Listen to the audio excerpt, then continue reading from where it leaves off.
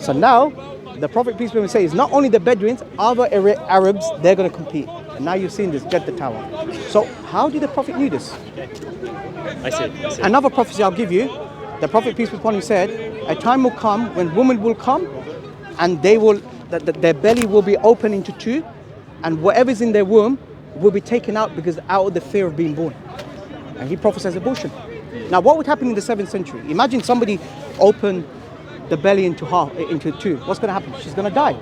But yet the Prophet is saying this is one of the times that women will come, their belly will split into half, and they want this whatever's in the womb to come out because they don't want to have babies. It's abortion. So how did the Prophet peace be upon him knew this? So these are evidences to prove that Prophet Muhammad peace be upon him, he could not have known this. No human being could have known this. But he must have received this from God. This just addresses your point that you were mentioning, that it's convenient that all the prophets came thousands of years ago, but we have these proofs that we can use today. That the Prophet ﷺ, he also mentioned about a lie would be invented and it would spread far east. Yeah. Correct. A lie would be invented by, I think it would be invented by the day and it would spread far east, far west by the evening. Now, 1400 years ago, that wouldn't have happened because you had to travel on a horse to get news from one to another place. You'd be months from here to Leeds. Like, it'd be crazy. But now, if you invent a lie on your phone, you can put it up on Instagram or Snapchat, and it'll be there in like seconds. So how did the Prophet know this 1400 years ago? So a man would invent a lie in the morning, and by night, it would spread far east and far west. Exactly. So these are the litmus tests that we can use today in this day and age to see was he a true prophet or not. And ironically as well, you know, people, they have these books of Nostradamus and they say, oh, you know, these prophecies came true. And obviously there are many of things that didn't come true, such as the end of the world. But ironically, when you look at the Prophet Muhammad, peace upon him, and you look at the prophecies that he not made, a single prophecy came out false. All of them came true. Even the ones that could be falsified during his lifetime, they were never falsified. Yeah, the Persians. Yeah, there Are there prophecies that haven't come true yet? Yes, we're we waiting have on? like...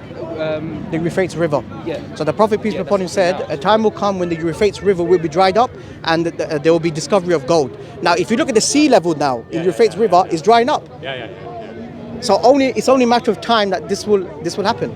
So how did the Prophet knew all of this? Shouldn't we all be worried when we get all the prophecies? Good question. You see, this is good. So now we're connecting you. Now the reason why he's given all these prophecies is not only to prove that he's a prophet, is also to prove that the sign of judgment day is coming closer. Oh, no. So we believe that one day we're all going to stand in front of our Lord, right?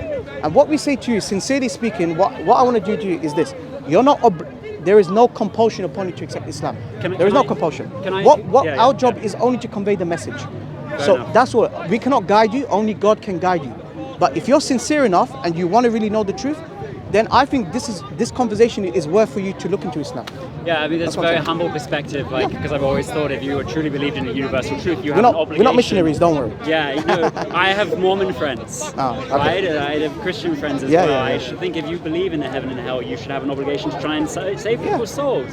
Why are you being polite? I like this explanation. That's really good. A lot of people don't have that view. You know, your job is to be the messenger, and God will bring me to. Because I'll tell you this now. You know, all of the convincing proofs that the brothers here and myself we provided you, right? We say that this indicates that Prophet Muhammad must be messenger of God. So if he's a messenger of God, then wherever he was revealed, wherever he was given, which is the Quran and his prophetic teachings, must be true.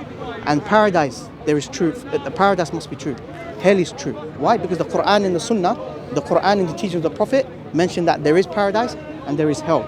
So what I'm asking you is this, right? So there is a heaven and hell. There is a heaven and hell. So what we say to you is that, look, if you know that Islam makes sense to you, the foundation of Islam makes sense to you, that there's only one God, there is only worthy to be worshipped is Allah. None of His creation is worthy to be worshipped, right?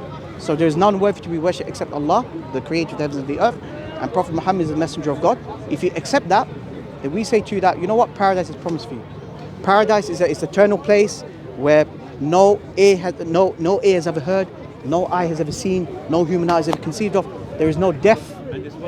Can I ask two tangential questions that I just purely motivated by so much curiosity? No problem. I need to get them out. That's very good. I like that. You got curiosity. That's good. So first, can you describe a picture of hell, as described in Islam? And second,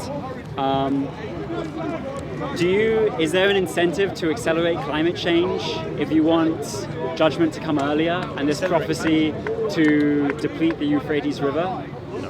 No. No. Is there an incentive to prevent it? To fight it? Just to address that. I gotta pray, Nat, but you know what? It's a pleasure speaking to you, Nat. nice speaking to Thank you. you very much. Yeah. You lot can carry on, man. Sound good. Good luck, I should brothers. go Take too care. soon, Thank you but, much, Nat. yeah. Thank you for taking your time out. Yeah. Thank you, man. Sorry, man. Sorry.